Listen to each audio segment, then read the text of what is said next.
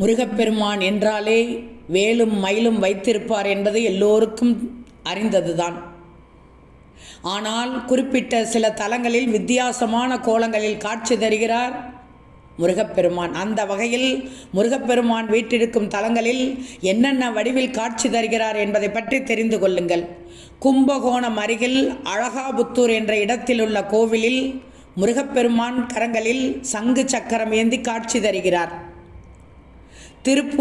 திருப்போரூரில் முத்துக்குமாரசாமியாக காட்சி தரும் முருகப்பெருமானின் மூல விக்கிரகம் இடது காலை தரையில் ஊன்றி வலது காலை மயில் மீது வைத்து இடது கையில் வில்லும் வலது கையில் அம்பும் ஏந்தியபடி போருக்கு புறப்படும் நிலையில் காட்சி தருகிறார் முருகப்பெருமான்.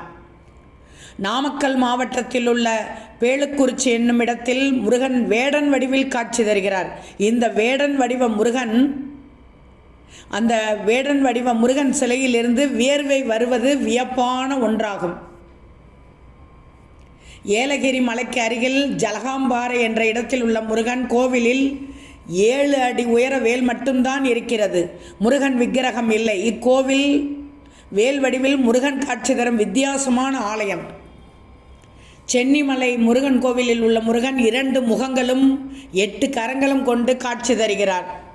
சென்னிமலை முருகன் கோவில் சந்நிதிக்கு எதிரில் காகங்கள் பறப்பதில்லை என்பது குறிப்பிடத்தக்கது. திருக்கடையூர் அருகில் உள்ள திருவிடைக்களி முருகன் கோவிலில் சிவாலய வடிவில் அமைந்துள்ளது. இங்கு முருகன் நின்ற கோலத்தில் காட்சி தருகிறார். இக்கோவிலில் முருகன் சிலைக்கு முன்பு ஸ்படிக லிங்க வடிவில் சிவபெருமான் காட்சி தருகிறார்.